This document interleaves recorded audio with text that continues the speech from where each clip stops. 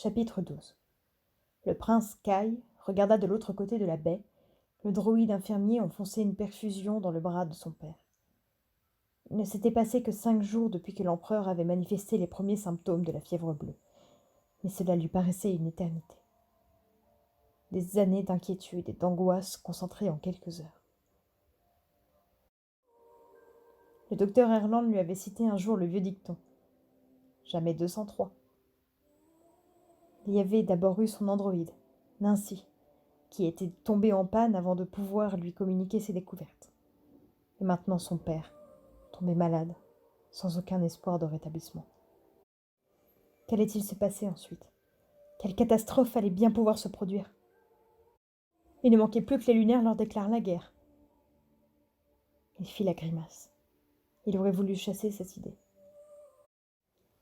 Con Thorin, le conseiller de son père et seul autre humain autorisé à voir l'empereur dans cet état, posa la main sur l'épaule de Kai. « Tout ira bien, dit-il sans émotion. Il avait un véritable don pour lire dans les pensées d'autrui. Le père de Kai gémit et ouvrit ses yeux, injectés de sang. Il se trouvait dans une salle de quarantaine, au 6e étage de l'aile de recherche du palais. On l'avait installé le plus confortablement possible. Plusieurs holocrans s'alignaient sur les murs afin qu'il puisse se divertir, écouter de la musique ou des lectures. On avait apporté du jardin d'énormes bouquets de ses fleurs préférées. Lys et chrysanthèmes remplissaient la pièce stérile. Ces draps étaient de la soie la plus fine qu'on pouvait trouver dans la communauté. Cependant, c'était toujours une pièce conçue pour isoler les mourants. Une large vitre séparait Kai de son père. L'empereur plissa les yeux en direction de son fils, mais son regard était vitreux. « Votre Majesté, dit Thorin, comment vous sentez-vous » Des rides se creusèrent au coin des yeux du malade. Bien qu'il ne soit pas très âgé, la maladie l'avait vieilli prématurément. Il avait le teint cireux et des marbrures noires et rouges dans le cou. Il décolla faiblement les doigts des couvertures. Le seul signe qu'il avait la force d'adresser. « Avez-vous besoin de quelque chose » s'enquit Thorin. « Un verre d'eau? De quoi manger ?»« Un droïde de compagnie » suggéra Kai. Thorin jeta au prince un regard désapprobateur, mais l'empereur émit un petit gloussement rauque. Kai sentit ses yeux s'embuer et baissa la tête sur ses doigts pressés contre le rebord de la vitre. « Combien de temps encore » demanda-t-il trop bas pour que son père l'entende. Thorin secoua la tête. « Quelques jours, tout au plus. » Kai sentit le regard de Thorin peser sur lui, compréhensif et dur à la fois. « Estimez-vous heureux d'avoir ces derniers moments avec lui ? La plupart des gens ne revoient plus leurs proches une fois qu'on les a emmenés. » Qui voudrait les voir dans un état pareil ? Kai releva la tête. Son père luttait pour rester éveillé. Ses paupières frémissaient. « Infirmier, donnez-lui à boire. » L'androïde alla vers l'empereur, l'aida à se redresser et guida le verre d'eau jusqu'à ses lèvres. L'empereur but quelques gouttes et parut rafraîchi quand il se laissa retomber contre ses oreillers. « Kai, je suis là, » fit Kai dont le souffle forma une buée sur la vitre. « Sois fort, fie-toi !» Une quinte de toux l'interrompit. Le droïde approcha une serviette de sa bouche et Kai aperçut un peu de rouge sur le tissu. Il ferma les yeux et contrôla sa respiration. Quand il les rouvrit, le droïde remplissait la poche de transfusion d'un liquide clair, destiné à atténuer la douleur. Kai et Thorin regardèrent l'empereur s'enfoncer dans un sommeil de plomb. C'était comme observer un étranger. Kai avait beau l'aimer, il ne parvenait pas à faire le lien entre ce malade allongé devant lui et le père plein d'énergie qu'il avait encore une semaine plus tôt. Une semaine. Un frisson le parcourut. Thorin lui pressa l'épaule. Kai avait oublié la présence de sa main. « Votre Altesse. » Kai ne dit rien. Il se contenta de regarder le torse de son père se soulever. Après une dernière pression sur son épaule, Thorin ôta sa main. « Vous allez devenir empereur, Votre Altesse. Il faut commencer à vous préparer. Nous avons déjà attendu trop longtemps. » Trop longtemps. Une semaine. Kai fit semblant de n'avoir rien entendu. Comme l'a dit Sa Majesté, vous devez être fort. Vous savez que vous pourrez toujours compter sur moi en toutes circonstances. Thorin marqua une pause. Vous ferez un grand souverain. Non, je ne crois pas. Kai se passa la main dans les cheveux. Il allait devenir empereur. Ces mots lui paraissaient creux. Le véritable empereur se tenait là, dans ce lit. Lui n'était qu'un imposteur. Je vais parler au docteur Irlande, annonça-t-il en s'écartant de la vitre. Il est très occupé, Votre Altesse, vous ne devriez pas le déranger. Je veux juste lui demander s'il avance dans ses recherches. Je suis sûr qu'il vous préviendra aussitôt, si c'est le cas. Kai crispa ses mâchoires et fixa Thorin, l'homme qui était déjà le conseiller de son père avant même sa naissance. Aujourd'hui encore, le seul fait de se trouver dans la même pièce que cet homme lui donnait l'impression d'être un enfant, le poussait à désobéir. Il se demanda s'il arriverait un jour à dépasser cela. « J'ai besoin de faire quelque chose, avoua-t-il.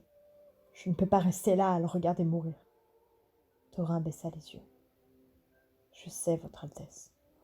C'est dur pour chacun de nous.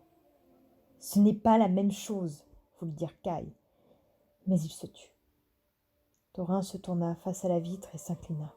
« Longue vie à l'empereur. » Kai répéta les mots en murmurant, la gorge sèche. « Longue vie à l'empereur. » Ils quittèrent la pièce et longèrent en silence le couloir qui menait aux ascenseurs. Une femme les attendait. Kai aurait dû s'y attendre car elle traînait toujours dans les parages ces derniers temps, alors qu'elle était la dernière personne sur Terre qu'il avait envie de voir. Sibylle Mira, thaumaturge en chef de la couronne lunaire.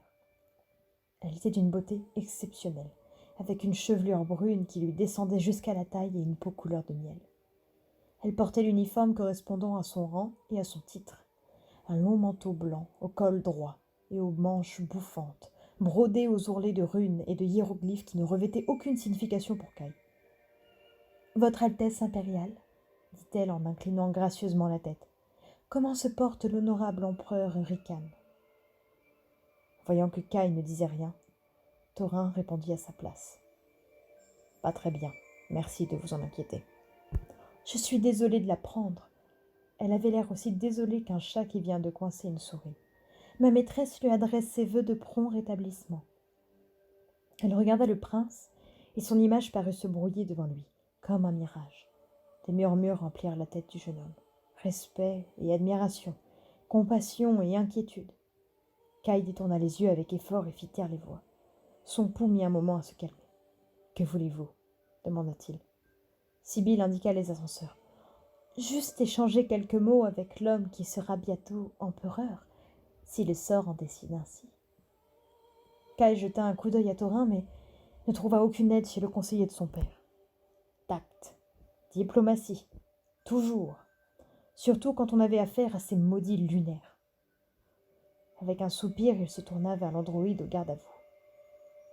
« 2e étage. » Le capteur clignota. « Prenez l'ascenseur C, s'il vous plaît, Votre Altesse. » Ils entrèrent dans la cabine. Sibylle les suivit, aussi légère qu'une plume portée par la brise. Son garde du corps entra le dernier et se posta près de la porte, face à eux trois, comme si la thaumaturge était en danger de mort. Le regard glacial du cerbère mettait Kai mal à l'aise. Mais Sibylle semblait avoir complètement oublié sa présence. « La maladie de Sa Majesté tombe à un bien mauvais moment, » reprit-elle. Kai agrippa la rampe.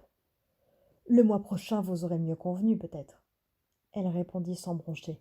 « Je parle bien sûr des négociations d'alliance que ma maîtresse avait engagées avec l'empereur Rican. Nous aimerions tellement parvenir à un accord qui profite aussi bien à la lune qu'à la communauté. » Le simple fait de la regarder donnait le tournis à Kai. Il se concentra sur le nombre qui décroissait au-dessus de la porte. « Mon père a tenté de nouer une alliance avec la reine Levana depuis qu'elle est montée sur le trône. Elle s'y est toujours refusée. Il n'a jamais voulu accepter ses exigences. » Kai grinça des dents. Sibylle continua. « J'espère qu'en tant qu'empereur, vous saurez vous montrer plus raisonnable, Votre Altesse. » Kai garda le silence pendant que l'ascenseur passait les étages 5 4, 3. Mon père est un sage. Pour l'instant, je n'ai aucune intention de renoncer à cette décision. J'espère que nous pourrons parvenir à un accord. Mais pour cela, j'ai bien peur que votre maîtresse ne doive revoir ses exigences à la baisse. Le sourire de Sibylle s'était figé sur son visage. Ma foi, souffla-t-elle alors que la porte de la cabine s'ouvrait sur le 2e étage. Vous êtes encore jeune. Il inclina la tête comme si elle venait de lui adresser un compliment, puis se tourna vers Thorin. Si vous avez 1 minute à m'accorder, pourriez-vous m'accompagner dans le bureau du docteur Erland? Vous aurez peut-être des questions auxquelles je n'aurais pas pensé.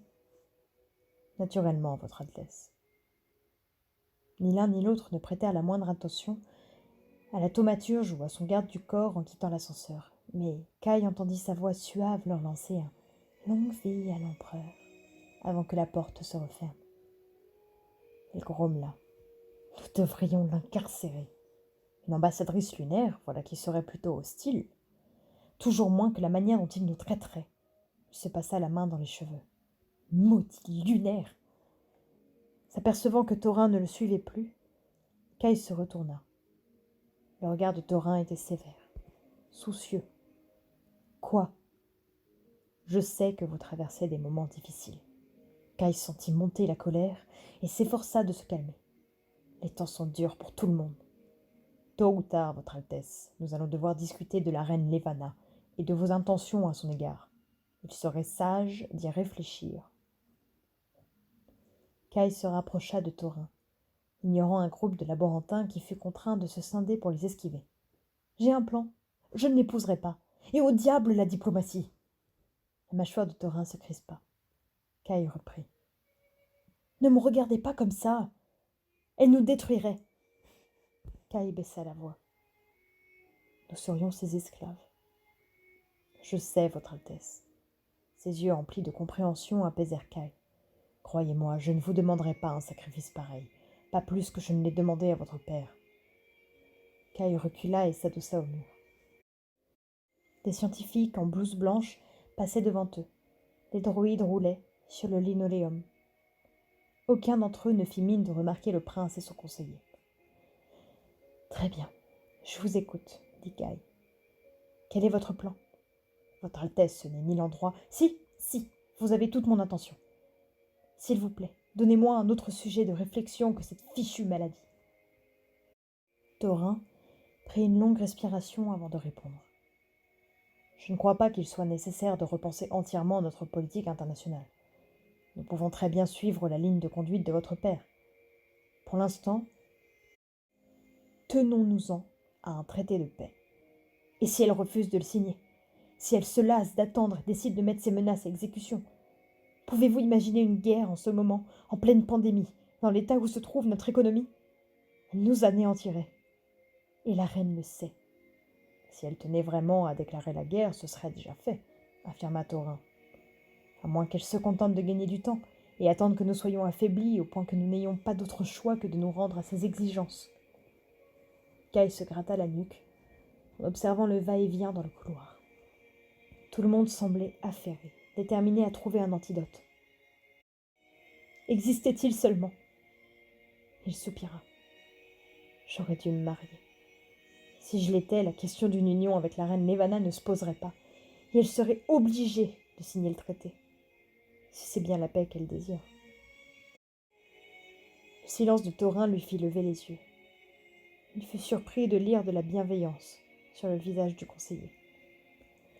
« Peut-être ferez-vous la connaissance d'une jeune femme lors du festival, » dit Thorin. « Vous en tomberez follement amoureux, vous l'épouserez et vous serez heureux pour le restant de vos jours. » Kai voulut le fusiller du regard, mais en fut incapable. Thorin plaisantait si rarement. « Brillante idée ! Pourquoi n'y ai-je pas pensé ?»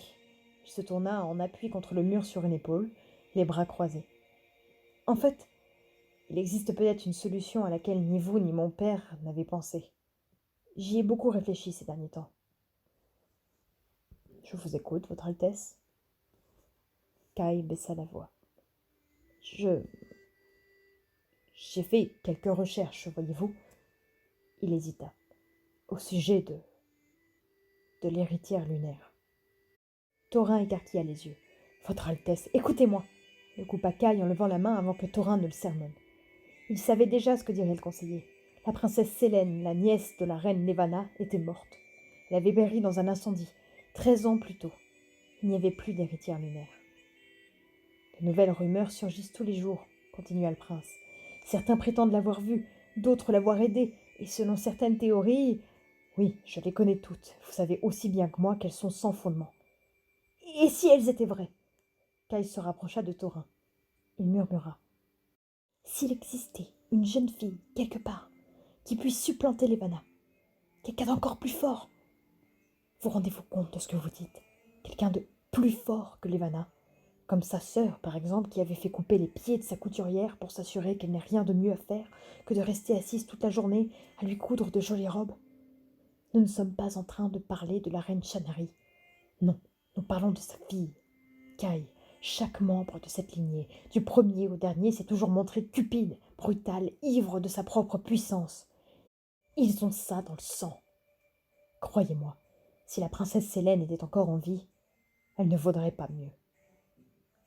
Caille réalisa qu'il avait les bras tout engourdis tant il les serrait fort. Le sang s'était retiré de l'extrémité de ses doigts. Elle ne pourrait pas être pire, rétorqua-t-il. Et qui sait? Si les rumeurs disent vrai et qu'elle ait grandi sur la terre depuis tout ce temps, peut-être qu'elle serait différente, qu'elle éprouverait de la sympathie pour nous. Vous élaborez ce doux rêve sur de simples rumeurs. On n'a jamais retrouvé de corps. Thorin passa les lèvres. On en a retrouvé les restes. Cela ne coûte rien de lancer quelques recherches, n'est-ce pas? Insista Caille. Le désespoir commençait à le gagner. Il se raccrochait à cette idée depuis très longtemps. Il tenait tellement à la voir aboutir. Il refusait de croire qu'il ne s'agissait que d'un rêve, même si cette possibilité avait toujours existé dans un coin de son cerveau. Au contraire, ça pourrait nous coûter cher, rétorqua Thorin. Si Lévana l'apprenait, cela ruinerait toutes nos chances de parvenir à un traité. Nous ne devrions même pas en parler ici. C'est trop dangereux. Qui prête attention aux rumeurs maintenant? Votre Altesse, restons-en là, s'il vous plaît. Dans les médias, votre objectif consiste à empêcher une guerre, et non à courir après une princesse lunaire chimérique. Et si je n'arrive pas à empêcher la guerre? Thorin ouvrit les mains, fatigué. Dans ce cas, l'Union combattra. Très bien. Excellent plan. Je suis soulagé que nous ayons eu cette conversation. Il tourna les talons et partit en direction du laboratoire. Certes, l'Union terrienne combattrait. Sauf que contre la Lune, elle était sûre de perdre.